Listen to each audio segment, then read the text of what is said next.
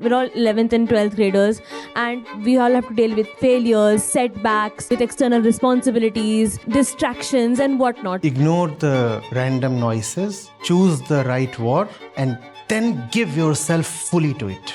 You cannot have a war on 1,000 fronts. You have to ignore the 999 trivial fronts. Choose the one thing that's worth doing in life, and then allow yourself to be fully immersed in it. Please remember, Arjun fought so many wars in his life. The Gita came to Arjun only when it was the moment of the highest battle. You'll have to choose the highest battle for yourself, and then you'll have Krishna and Gita for yourself. How can an individual live without seeking validation or recognition from an authoritative figure, especially when it has been withheld in the past? Let the higher self be the authority. And when you have the right authority within yourself, then you do not require somebody outside of yourself to be the authority. The punishment for not having an internal authority is that you'll have to tolerate an external authority. Do you want to tolerate that? As teenagers, it is really difficult for us sometimes to comprehend and navigate through our emotions. Until you have seen the Himalayas, appears like Mount Everest. Greatness is a rare thing. So it's best then to go to the rare ones through their works, specifically books. Without reading, you will be consumed. The world is such that it will suck you in and destroy you. Good afternoon, sir. I'm Siddhi Deshwal. I am in 11th grade right now. And first of all, your words, they truly inspired me. My mother is a big follower of yours, so she's told me a lot about you. One thing which I really wanted to know is that we're all 11th and 12th graders, and we all have to deal with failures, setbacks. We have to deal with external responsibilities, distractions, and whatnot. So, the Gita, it's not just a religious book, it's also a life coach. So any verses in it or any advice from it which you would like to explain to us, which helps us deal with that specifically? Ignore the random noises, choose the right war, and then give yourself fully to it.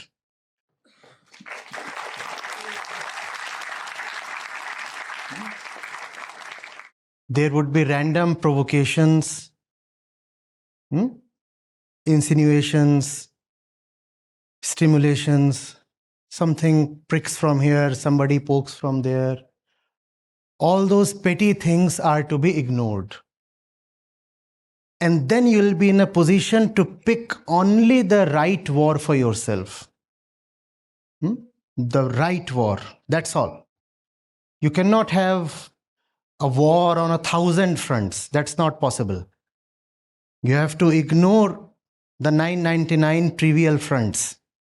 Choose the one thing that's worth doing in life, and then allow yourself to be fully immersed in it, totally immersed in it. That's what Sri Krishna is telling Arjun. Now fight. You have lived all your life only to come to this point. Now you can't run away. Fight. This is the right battle. And this is not something you can abscond from. And please remember, Arjun fought so many wars in his life. The Gita was not delivered. The Gita was not delivered. The Gita came to Arjun only when it was the moment of the highest battle.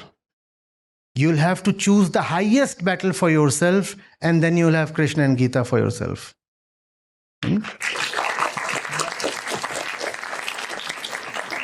If you are involved in all kinds of trivial engagements, locking horns with this one, brushing shoulders against that one, getting irritated by that one. Oh, that one rubbed me the wrong way. The Gita is not for these things. You need to have a battle worthy enough. And then you will have a life great enough. Yeah. Thank you so much. Good afternoon, sir. I'm Divyanshi. I wanted to know, how can an individual live a life without seeking validation or recognition from an authoritative figure, especially when it has been withheld in the past? No, authority is needed, yes. Let me reframe the question and then tell me whether I have rightly done so. What you do not want is an external authority. It's not that you do not want an authority at all. What is problematic is an external authority. Let your best discretion be the authority. How about that? Because internally, we are not one being, right? Have you seen? One part of you wants to play mischief. One part of you wants to say, no, what's the point in completing the assignment? Let me copy it from somewhere. What's the point in waking up and setting up the alarm and preparing for the exam?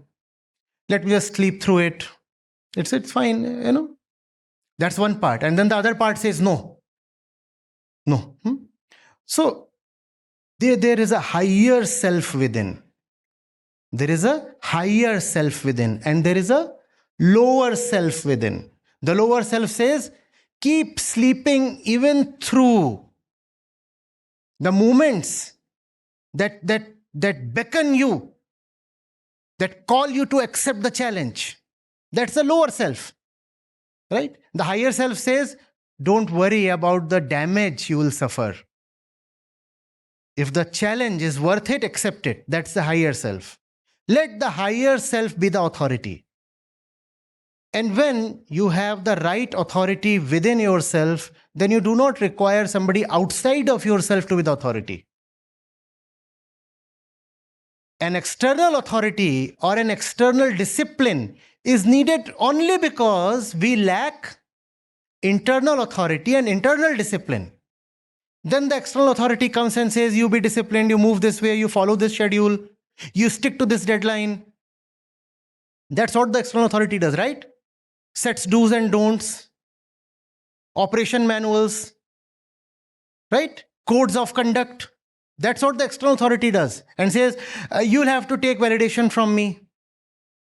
I'll authorize, I'll approve, I'll permit. All these things can be done by the internal authority also. The punishment for not having an internal authority is that you'll have to tolerate an external authority. Do you want to tolerate that? Then be your own strictest authority. Thank you, sir.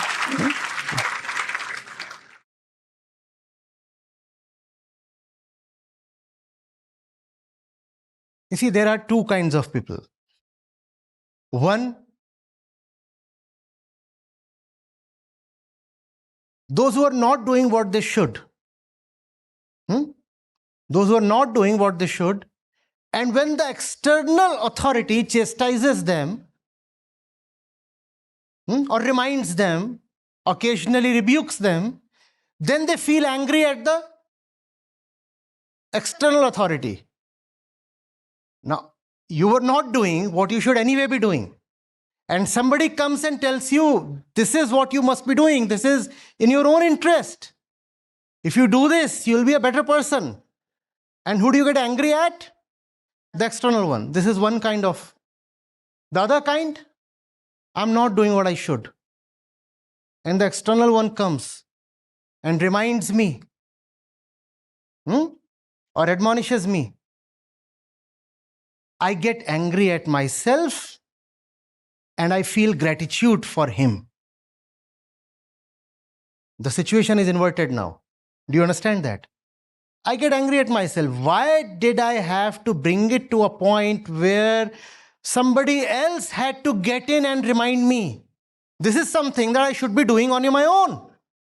Why do I need an external authority? And if the external authority had to step in, that's not a fault of that authority.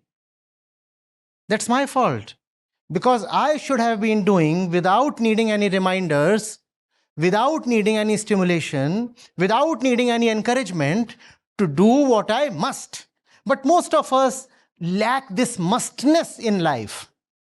All we have is petty desires or flow of the past, flow of habits. I've not been doing this since 2 years, so I won't do this today either. That doesn't even sound good. How can it feel good while doing? So when you find yourself being disciplined by an external authority, ask yourself, what did I do to deserve this? Don't get angry at that one. In fact, thank that one. And that source, that authority deserves to be thanked, because that one has come to tell you what you must do. So thank that one, but internally make a promise to yourself. Next time I should not need this person. This time he had to step in and I duly thanked him or her, whatever. Right? This time this fellow had to intervene and I thank him for that. But I commit to myself that next time I will not need this person. If it's my life, then it's my responsibility. If it's my life, then I have to be the authority. I'll be the king and the queen of my life because it's my life. Why should I need somebody to discipline me? Right? Yeah.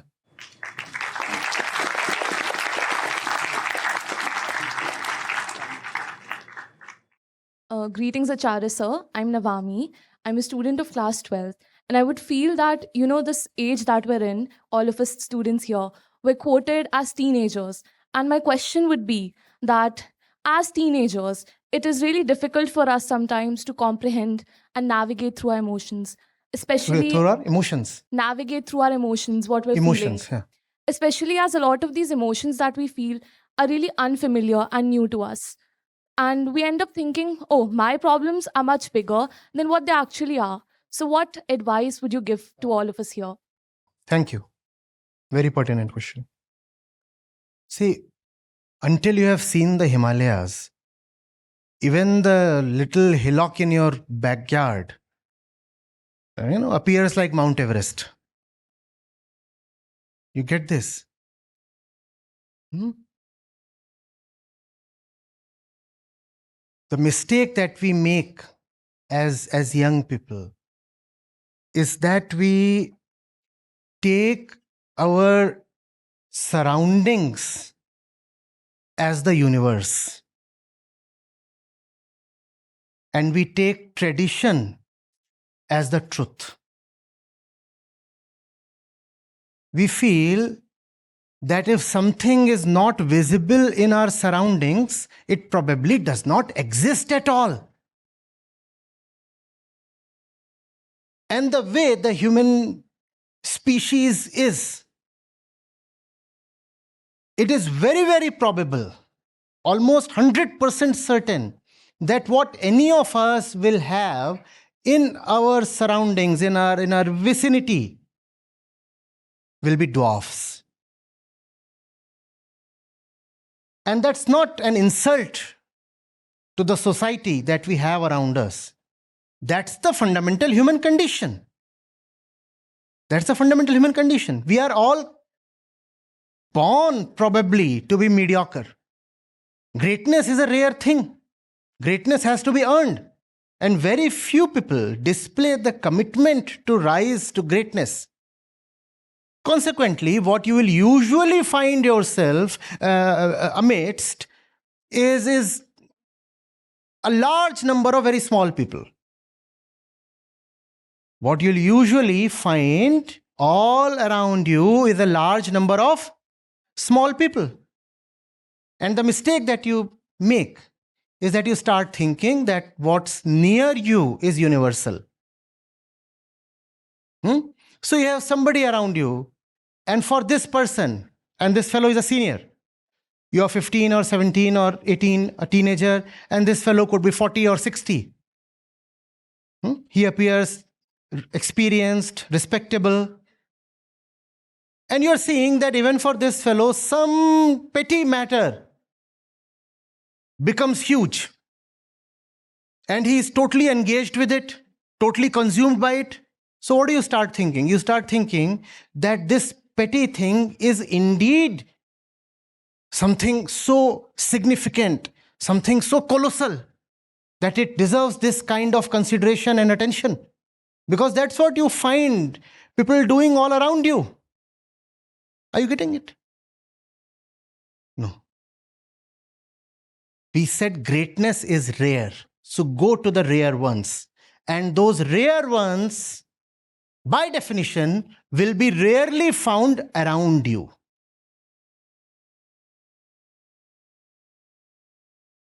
You will have to make special efforts to go to them. It is an extremely rare thing to find the rare one right next to you. And that rare event should actually not happen, because when the rare one is right next to you, then for you, he ceases to be rare. And then you turn kind of indifferent or even contemptuous. You say, he's right here. How can he be the rare one? So it's best then to go to the rare ones through their works, specifically books. Books is where you will find those who could just ignore the petty and little things of life. And you look at them and you see what all they stood through, what all they took in their stride. You look at the challenges that they happily endorsed. And then you look at your own troubles. And what do you find? You find your troubles are tiny, puny. And then you say, I don't need to give too much attention to my troubles. Look at this one. Look at this one in the book. And I'm not talking of a fictitious figure here. We are talking of real people who have lived, breathed, and died on this planet. Look at them. But they won't be found in the neighborhood. It's going to be very difficult if you look for these figures in the neighborhood Khannaji or Tauji. Difficult. Not maybe impossible, but the probability is like 1 upon Avogadro's number. Are you getting it? If you do not come in touch with, as they talk of in Hindi, the Koop Manduk, the frog in the well. What does he know of the ocean? If you have not known the ocean, at least know those who have known the ocean. At least you'll have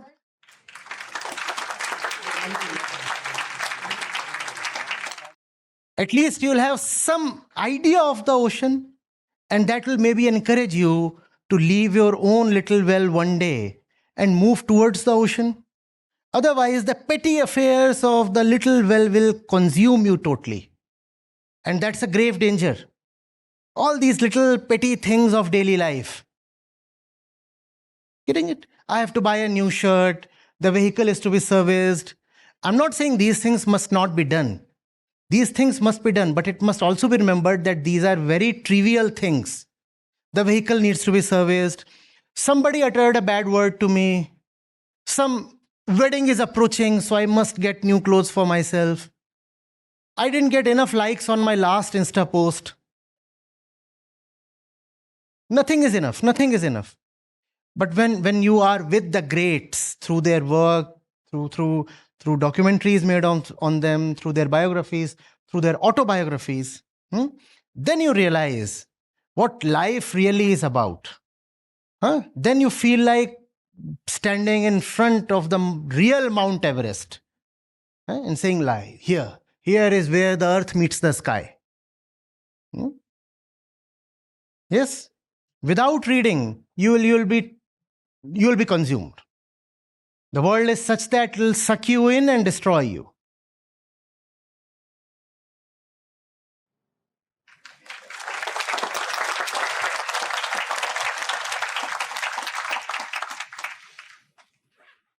Good afternoon, sir. I'm Gurnoor Kaur of class 11th. First of all, your words have provided enlightenment about success and a lot more things, I feel, not only to me, but each one of us sitting over here. As you mentioned earlier, that there are a lot of distractions, particularly at this age, like social media nowadays and constant comparison. Also, the temptations to opt for shortcuts.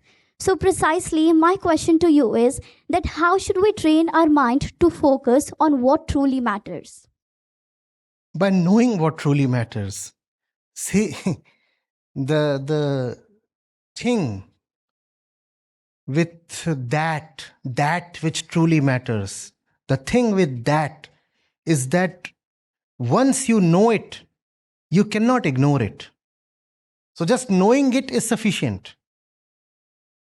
Once you know what is really, really important, you will be helpless. You will be choiceless. You will no more have the option to see it and yet unsee it. To come to its greatness and then turn your back to it. That will become impossible.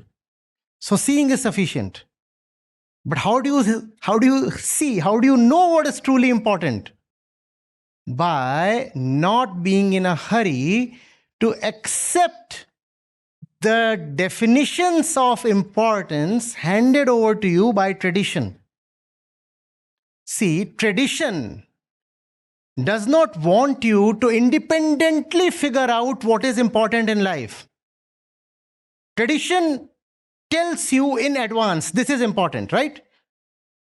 You didn't decide it for yourself. You were told such things are important, right? And you just bought them. You didn't even buy them. You believed in them. You believed in them. Now that has to stop. You're grown-ups. You must question. You must ask. You must inquire. You must experiment. Because if you have ready-made definitions of what is important, then you will never come to what is truly important. You must reject all the definitions that tradition has handed over to you. You must pick such and such subjects in class 11th and 12th. That kind of college is wonderful. That stream offers great opportunities. Now, whatever opportunities mean, there is great scope in that field. And what the word scope means always remains fuzzy. But these are buzzwords, no? Scope. Now, what does scope mean? What do you mean by scope? Well, we don't know. Potential for what? We don't know. What kind of success? Now you have reached this age. Now you must start thinking of getting married. And once you are married, you must start thinking of having kids. And then one kid does not suffice. You must have another one. All these things are very important. You are now 35 and you still don't have a house of your own. Where is the house loan? Where are the EMIs? Why is your car so small? It's important to have a big one. How do you know all these things are important? I'm not saying they're not important. I'm saying the definitions must be your own. And then, if on your own, independently, in your own discretion, in your own wisdom, if you decide that these things are indeed important, then so be it. Then it's fine. But don't take these things on a platter, on face value. Just because somebody says it is important to be like that or do that. No. I'm not rejecting you. I'm asking you to explain. I'm just saying this is something so intimate that I must be allowed to independently come to it. These are not things that one person can decide for another. There are some things that a young man, young woman should do very, very individually, without interference, without fear, and without the burden of tradition. In many things, we can accept rules made by others, right? For example, on the road, traffic rules. You don't need to be a rebel there. You don't need to say, I'll drive wrong side because that's my individuality. Or I'll drive only in reverse gear because who are you to tell me the rules? My life, my rules, and I drive in the reverse. That's stupid. When it comes to small things, external things, then we can accept rules made by others. That's fine. That's fine. I didn't decide the dimensions of this stage, and I'm okay with it. Fine. And there have been smaller stages, and there have been stages that are 5 times this width. That's fine. These are small things. I don't need to worry about these things, right?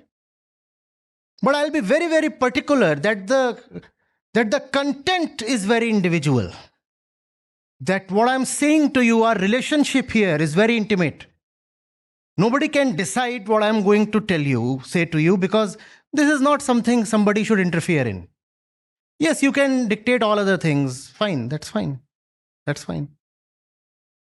Are you getting it? And when you are able to independently inquire into what's really important, the first thing that happens is a lot of unimportant things, they disappear from life. A fresh space gets revealed because the nonsense is now out. That this nonsense was never being revealed as nonsense. This nonsense was being touted as some of the most important things in life. Oh, you must look pretty as a girl. That's very important. That's very important. Why don't you look pretty or dainty or attractive? Are you getting it? You must ask, why must I? No, I'm not rejecting. I'm inquiring. Why must I? Who am I? What is meant by attraction? What is meant by attractiveness? When these kind of things they are out of the window, then there is space for the truly important to reveal itself. As long as, please note this, your mind is cluttered with trivia, the really important thing will remain buried beneath the trivia.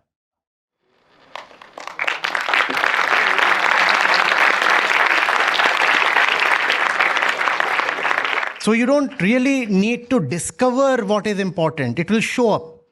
But it can show up only, first of all, when you have cleared away and decluttered the nonsense.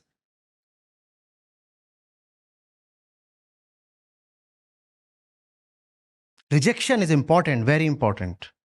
And if your age, you cannot inquire, question, reject, then what's the point?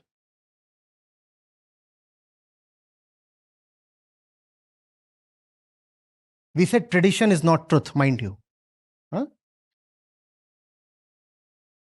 So, first off, everything that you've said today, that has truly changed my way of thinking in some way.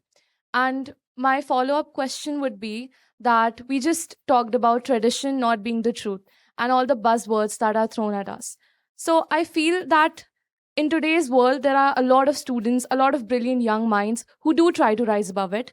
But somewhere or another, there is this notion that the one who goes against tradition, the one who tries to defy it, is somehow the one in the wrong. So how does one truly rise above this tradition? No, let that notion be there on the outside. There are other people who carry that notion. Why must you carry that notion? You may, or somebody here may, or many people here may carry the notion that somebody wearing a yellow blazer is stupid. That's fine. That is your notion, not mine. Are you getting it? People are free to carry whatever the notions they can. People carry all kinds of weird notions. Let them carry their notions. As long as it exists outside of you, you're all right. It's like the virus, the coronavirus. Let it be there. Everything has a place under the sun. All these pathogens have been existing in jungles and their own native places since the beginning of time. Let them exist there. If a virus exists in the jungle, in the bat, how does it trouble you? The problem is when you allow it to enter your interiors. Don't give it access. This has to be your sacred spot. Your mind has to be your temple. Not all thoughts, no random ideas can be given access to this place. This is what is sacredness.